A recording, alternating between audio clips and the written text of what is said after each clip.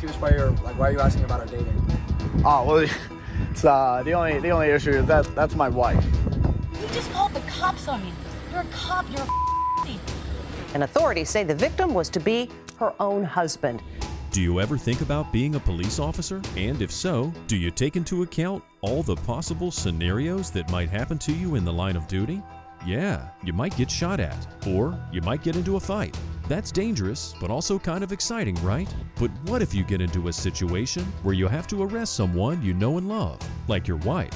That seems like playing a game you can't possibly win. If you do your job, your wife goes to jail. If you let her go, you risk losing your job. So what do you do, hotshot? What do you do? Before you start pondering upon that question, let's see how some police officers handled that situation. Just a normal September day at a busy crossroads. Wait, what's that car doing stopping in the middle of the road? What's going on? Whoa, whoa, whoa! Jesus, this is crazy. Another driver thought the same and called the cops. Let's try to get to the bottom of this. Here's the footage from a deputy sheriff who started filming a little after Hobbs PD arrived on the scene. All right, so we got a call for a 47. It was a black SUV with that license plate number. So the vehicle was, she's pressing me to help. The vehicle was parked right here. Okay, so I parked down there by the Key Energy to try to see the vehicle pull out so I can get observations of the vehicle because we had a caller that didn't want contact. So at that time, somebody said that it may be a conflict for us. And then at that time, my mod pulled up next to her. And the mod pulled up next to her. She took off driving, went southbound, and then kind of hit the curb real hard, almost hitting that fence. And then a mod blocked her in, and then that's when I pulled up next to her. If there was ever any doubt, there's no doubt now. This driver is obviously intoxicated or somehow impaired because this type of driving is very dangerous and puts all the other vehicles on the road as well as pedestrians in jeopardy. But then, something even stranger happens. As the officer pulls up to the scene, he hears this. Yeah, get this motherfucker out of my car. One step out. Get out. Dispatch, can we get an ETA on county? That's right, step out of the car. Where was it now? 18's 97. Almost struck the fence. That's right, step out of the car.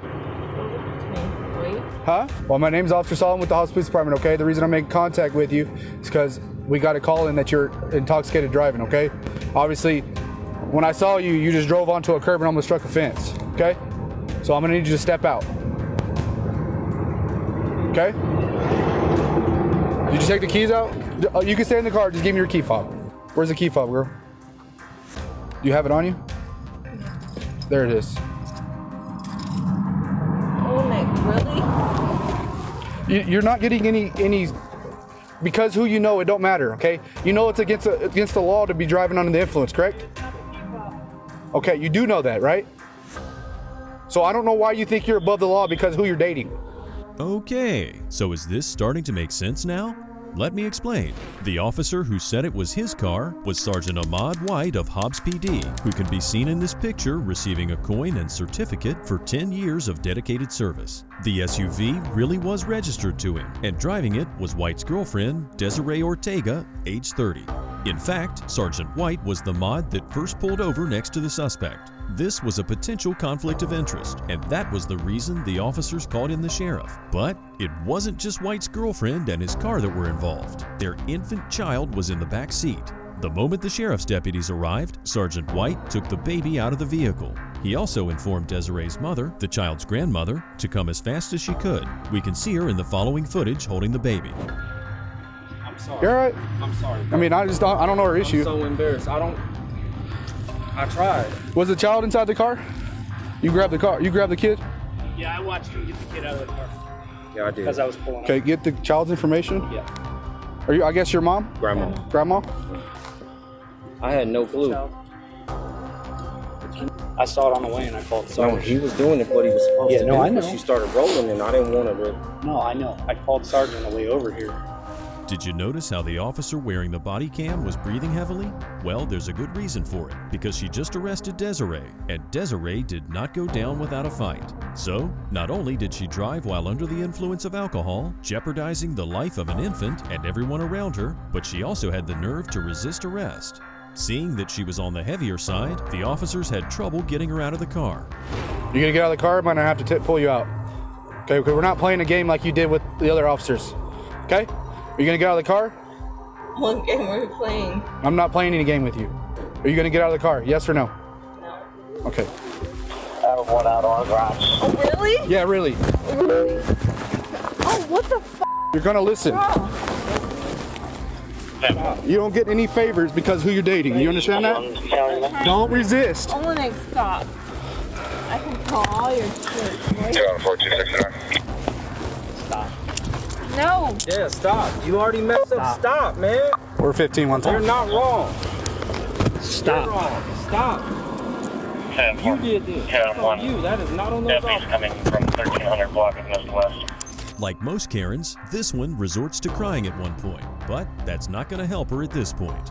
Before she's taken to jail, the Hobbs PD officers explain everything once again to the sheriffs, detailing the potential conflict of interest. This is Officer Solomon, the one from the beginning of the video, who explains why he had to physically remove Desiree from the vehicle. He also explains how she resisted and scratched him, which will come back to bite her in the behind later, because by the time this is over, the number of charges against her will just keep climbing. So you were telling her get out? Yeah, I was saying, and then you're gonna get out of the car. She's like, no, I'm not getting out. And then that's when I grabbed her left arm, and then I pulled it. She kind of buckled to her legs, or like to her knees. I picked her up, and then I think that at that time she started putting her nails in my fingers and my. I mean, I don't. You need an ambulance? No. I'll just take pictures of those. Imagine if Officer Solomon wanted an ambulance for a few scratches. That would be hilarious. But minor injury or not, it is assault. Deputy Sanchez, who's been taking all the notes, then checks in on Desiree, who's caught in a not-so-flattering position. Well, that depends on your preferences, I guess. She denies needing medical assistance and does not want to do a sobriety test. And as she's transferred to another vehicle, Desiree has some choice words for Deputy Sanchez. Monterey told me he subordinate. Ready? You. Hey. No. Yeah, Mom get in told me. I don't know why he would say that. Go ahead and get He out. said he you. I don't know why he would As say a that. subordinate. Okay, let's go. Go ahead and get out. No. Get on. Don't do Go that. ahead and get out. Get on. No. Ahmad Go said ahead he and you get as Go your ahead and get subordinate. out. He Get on told me. right now. Go ahead and get out. No, Jasmine. He told me he you. Get up. Get up. Get up, or you're gonna go. Get up. You're gonna catch more charges. Get up. No, I don't give Get a up. Get up. You know what? Get up. Get in there. Watch your step. Just watch your step. Get in there. I'm asking you to get in there, please. All right. All right? Watch your Just step. helps me as my Okay. case against y'all. Ready? He told me he Hey, get up. Jasmine. Hey, get up. No, he told me. Get up. Get in there. He told Get up. I will You will not. Get in there. That's enough. Stop. That's enough. Now knock it off. I'm not gonna tell you again. You're gonna knock it off. You're not gonna come out here and kick one of my deputies. Thank you. Are you gonna stop? you. Are you going to Thank you stop? for the evidence. Are you going to? Now stop. Get up. No, thank you. Sit up. Thank you. Sit for up. the Sit up. No, thank you for the evidence. No, don't you Get up. Get up. The female deputy confirmed that Desiree kicked her and continued kicking, and they agreed she'll be charged with battery as well. Desiree Ortega was eventually taken to jail, and she continued resisting all the way there. Once there, she realizes what's happening, and then it's time for some tears. Her alcohol test showed a score of .36 BAC, which is 4.5 times over the legal limit. The tears continued to flow. So I guess the male sheriff was right when he said she'd be getting some more charges. It's exactly what happened, as she was charged with abuse of a child, a third-degree felony, 2 counts of battery on a peace officer, both 4th-degree felonies, aggravated DUI, 3 counts of resisting, evading, obstructing an officer, reckless driving, open container, driving on roadways, lane for traffic, and detox, all misdemeanors. Sergeant White had issues with his wife driving their child while drunk, but this next officer had a much different ordeal to go through when he pulled up a random vehicle. He never imagined who he was going to see in the passenger seat, but the way he reacted is even better. Excuse me. Doing all right. You understand why I pulled you over today? Not totally sure. Well, this is interesting. What? License and registration.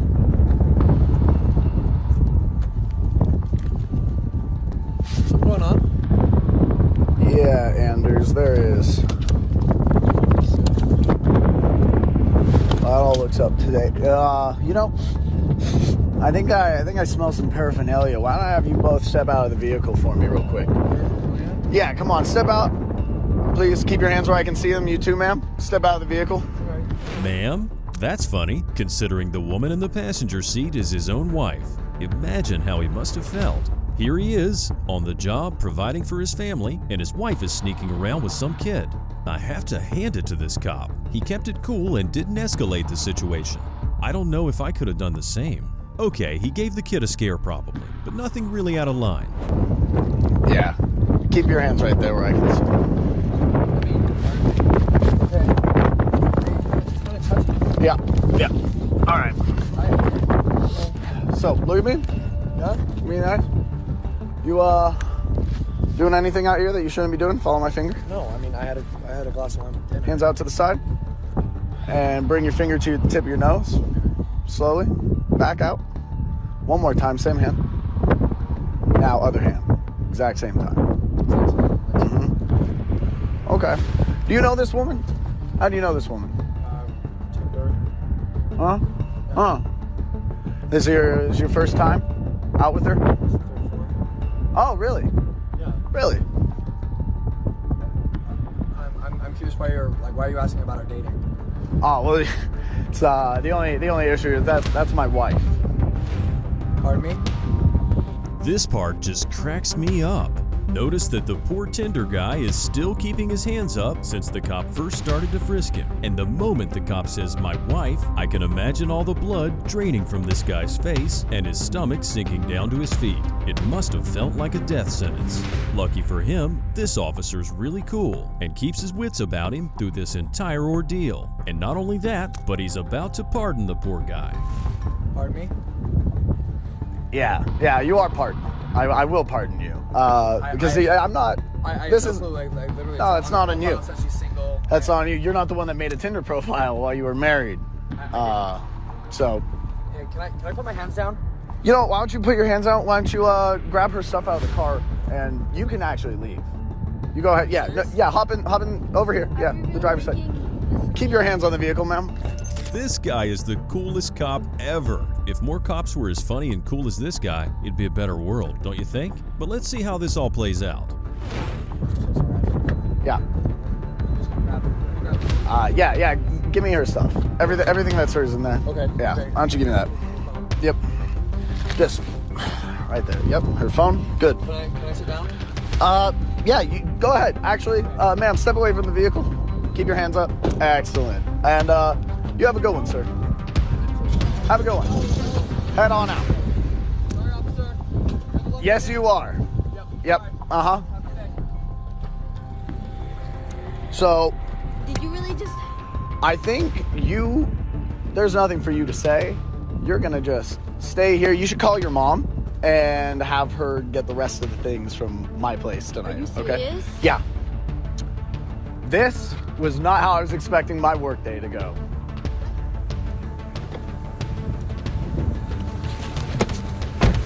And off he goes. I said it once, and I'll say it again. Coolest cop ever. I think most people would lose it completely in this situation, myself included. I would have probably arrested them both on some trumped-up charges and gone home and sulked. Nah, just kidding. But still, this cop should get a medal or something. Speaking of spouses who cheat on officers of the law, not all cops manage to take it lightly. The following incident happened on November 12, 2017 in Albuquerque. Officers responded to a report of two men fighting in a dog park. Little did they know that the assailant in the incident was none other than one of their own, Officer Josh Malecki. Who showed up? My husband. What's your husband's name? Josh Malecki. Huh? Josh Malecki.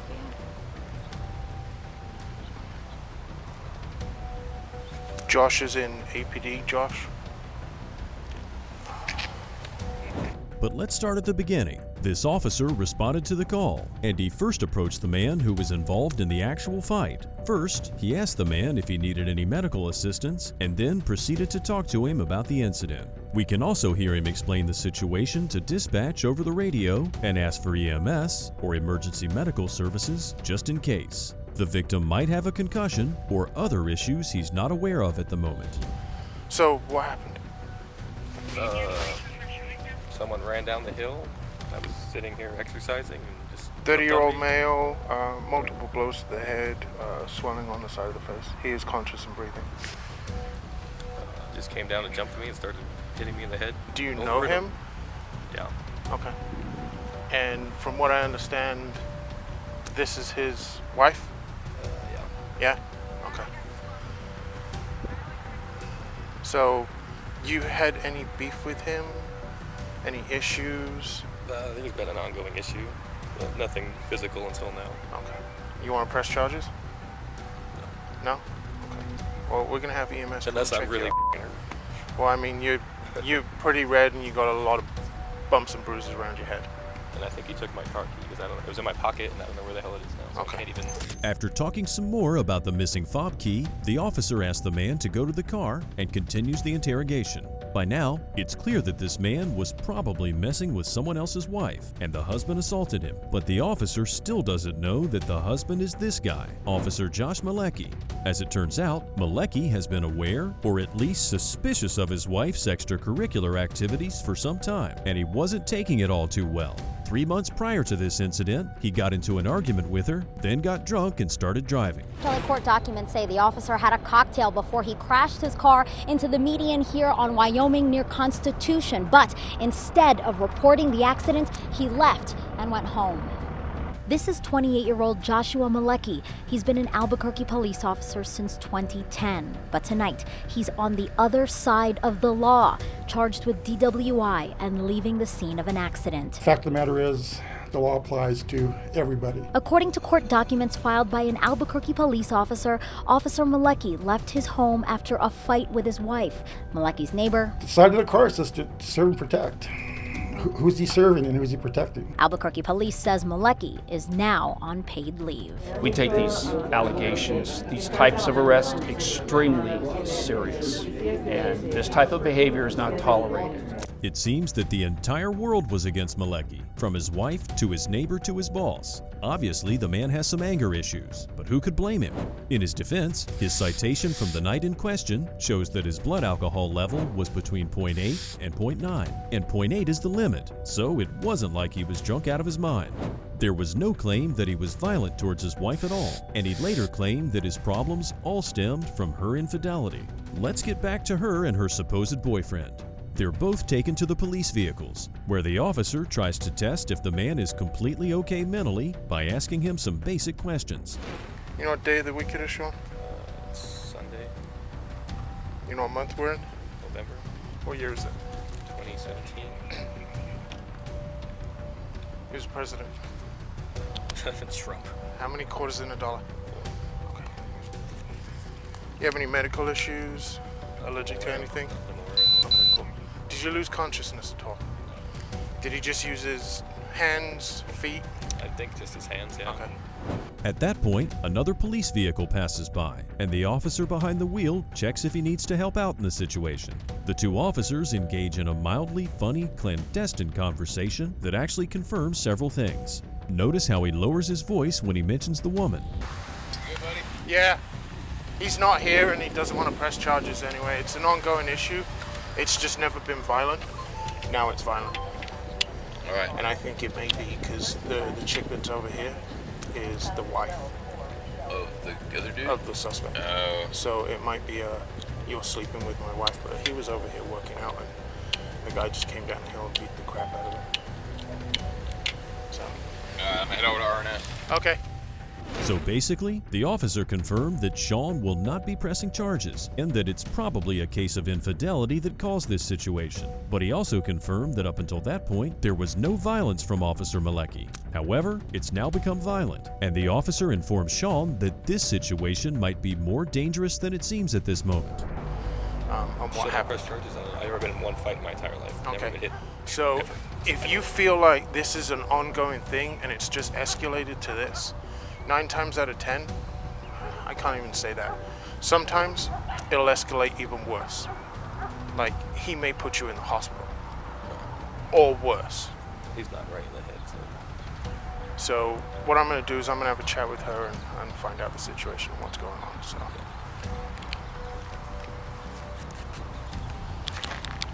So once EMS gets here, we'll have another chat. It's easy to say that someone is not right in the head when you're not in their shoes. Officer Malecki did a horrible thing, and no violence is ever justified, but I do feel sorry for him in this situation. The officer approaches his wife, and that's when he realizes who the assailant is. Josh is in APD, Josh.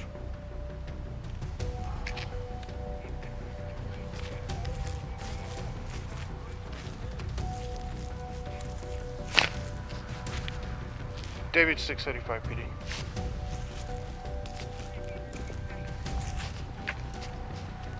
Can you have a supervisor respond down here, please? Negative code. So, things just became more complicated. Since the assailant is a cop, this changes things, because police obviously have procedures set in place, like doing an internal investigation. The officer catches up to the couple who've been strolling in the park, and he consults the victim once again and explains what'll happen next. So, I'll ask you again, Sean, do you want to press charges? I mean, it's totally up to you. If you don't feel safe, if you feel like this is going to progress onto something, it's going to get written up anyway.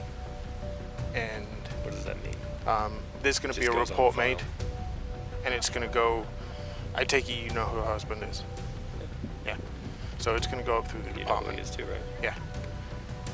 It's going to go up through the department, and it's going to go to internal affairs because he still is an employee. But if you don't feel safe, I mean, even after this, if something else happens, call us back. I'm going to give you a case and a CAD number, and you can reference it off of that. But the decision is totally yours. Lucky for us, the officer keeps chatting with the victim, and that's how we're able to learn more details about the affair. It turns out that these two have been canoodling for some time now, and although Officer Malecki had suspicions, he didn't have proof. The night he had the accident while DWI, he was apparently looking for Sean. At least that's what she told me, because she called me frantic on the phone saying he just left drunk in a car and he's looking for you. I'm like, oh, that's great. I wasn't living at the place I'm living now, somewhere else, but okay. Because we've been having an affair for months now, and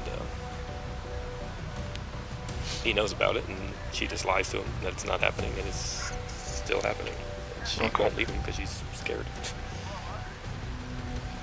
But I'm just a nice guy. Okay. Well, hate to break it to you, Sean, but you're not a nice guy if you keep messing with another man's wife. You know he knows. He already came looking for you before, and you still kept messing with her again and again. That's not what a nice guy does. The officer does his due diligence and instructs Sean that it might be wise to get a restraining order for Malecki. That might provide him with more options in case this situation continues to escalate further. And even though Stephanie told Sean she was afraid of her husband, that sounds sketchy to me. The officer talks to her again, and she doesn't seem afraid at all, and even laughs when she says she'll probably be staying with her mom for a while. If she was afraid of her husband, she would at least be shaken up, wouldn't she? So, let me know in the comments if you feel sorry at all for Officer Malecki and the situation he's in, or if you think he's a violent tyrant that needs to go to jail. Love is tricky for cops. Sometimes they have to arrest their spouses, other times they assault the person they're cheating with, and sometimes they even resort to murder. So let's step it up a notch, and this time we do it with a twist, because not all assailants are men, and not all assaults happen in the dog park. Our next case is extremely controversial, and documentaries have already been made about it. It revolves around a female officer named Valerie Cincinnelli. She was a cop accused of masterminding a murder-for-hire plot, and authorities say the victim was to be her own husband. Now, in an Inside Edition exclusive, he's speaking with Stephen Fabian about what it was like to stage his own death to bring his wife to justice. Valerie was a young and attractive police officer. Even though she was married to Isaiah Carvalho Jr., she had a boyfriend on the side. His name is John Deruba, and he's 20 years her senior. Deruba got smitten with the young woman, and they started a whirlwind romance. But this whirlwind was about to turn into a hurricane when she asked him to kill her husband. She came by in a patrol car, and as she came by with the patrol car, she slowed down, said hello, and I said hello to her, and we started chit-chatting, and then I was joking around. I said, "Are you single?" And she says, "No, I'm not single." And then her partner leaned over and he says, "Well, she's not happily married." So that's how I ended up talking to Valerie. Did you tell her you loved her? Yes. And did she say it back? Yeah, sometimes she said it back. Sometimes she put it on text, you know, all the stuff that she loved me, she wanted to be with me, let's have a future together. You know, as soon as I get divorced, everything will be okay. So I'm saying to myself, wow, this is great. But it wasn't going to be great, because not only did Valerie ask him to kill her husband, but she also asked him to kill his own 12-year-old daughter because she wanted him all to herself. This was the needle that broke the camel's back, and Deruba went straight to the FBI. She said to me, "Court's coming up in another month and a half. He's got to go." I said, "Where's he going?" Her husband? Her husband. He's got to go. Gotta go, meaning like. That's what I said. I said, "Where's he going? Down the Vacation? road, or gotta go 12 feet under? He's got to go. You know, he can't be around no more. Maybe you know somebody who could do you a favor and get rid of him." I can only imagine what the husband must have felt like. This was his wife of 5 years, and they had a son together. And even though they were in the midst of a messy divorce in 2019, just imagine what it felt like when he was told that she'd hired a man she'd been sleeping with to kill you. How can anyone cope with that? I thought I was marrying somebody who protected and served for a living. Somebody who was, you know, a cop, an outstanding citizen. And instead I got a crazed lunatic. Did she really think she was going to get away with this? I really believe she did, because she went through with it. The scheme was crazy, but what's even more crazy is that she wanted John to get rid of his own daughter while she would keep the 2 children she had with her husband. How did she even think he would agree to something like that? You know, the more we get into this, the more it seems like Valerie was really out of touch with reality. What gets really crazy here is that you say that she didn't just want her husband dead. She wanted your daughter dead. Correct. She started with this crazy idea. She was like, you know what, if your daughter was dead too, we would have our family together. Zay would be gone, your daughter would be gone, we would be together and be happy with my 2 children. So I'm saying to myself, It's your daughter. I said, she's like losing her rocker now. Like, I don't understand what, you know, you're talking about my daughter. In the case of her husband dying, Valerie would get full custody of the kids, she'd get his pension and the house, and if John's daughter was gone, she'd have him all to herself. So he turned to the FBI and wore a wire for a few months, allowing Valerie to incriminate herself on multiple occasions. But the FBI had another trick up their sleeves. Together, they staged a realistic crime scene. The FBI told me to sit in the car, and they took glass and they put it all over on the floor here, rolled down my window, put glass all over me inside of the car, and told me to hunch over into the passenger seat. Was that eerie, to stage your own death? It haunts me every day. The fake photo was shown to his wife as proof of death. You don't have to worry about your court papers now. Cincinnati believed her husband had been killed. Her boyfriend secretly recorded what happened next as she tried to cover her tracks. Delete my text. You're not keeping anything on the phone. FBI agents came from everywhere. Back doors, front doors. Whoa. Bulletproof vests, helmets, machine guns. It was just like in a movie. Not surprisingly, Valerie has maintained her innocence and said she never thought John would go through with it and that she never wanted anyone dead. She was charged with 2 counts of murder for hire. However, the charges would be dropped when she entered a plea deal and confessed to obstruction of justice for trying to destroy evidence in the case. In the end, she was sentenced to just 4 years in prison. Apparently, John was not a credible witness. And we end with something even weirder than a female cop hiring someone to kill her husband. This weirdo faked medical reports that classified his ex-girlfriend as suicidal and even had her committed to an institution, but not before he physically assaulted her and wrestled with her on the ground. He even asked an acquaintance to record the interaction. What is wrong with you? I don't need help. I need to get away from you. No. No. This isn't normal. I don't care what anybody says. Can I please stand up? Okay. I'm not going to any jail. I didn't do anything wrong. I'm not going anywhere. Absolutely not. What is wrong with you? Would you do this?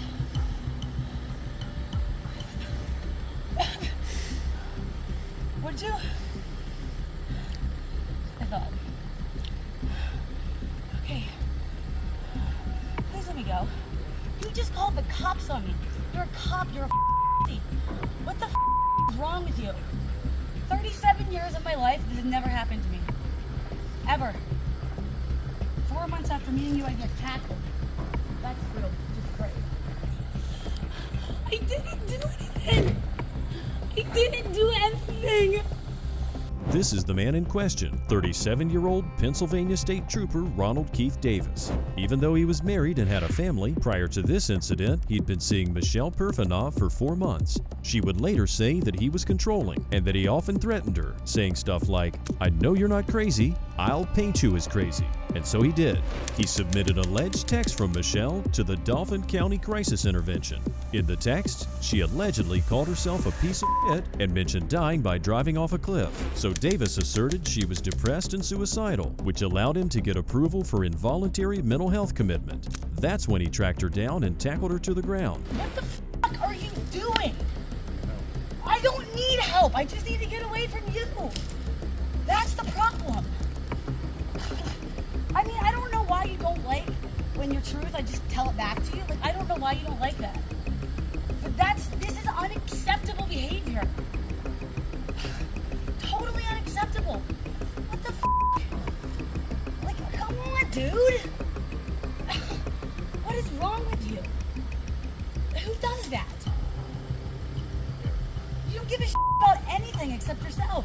And if this is caring, you have a very delusional way of expressing it.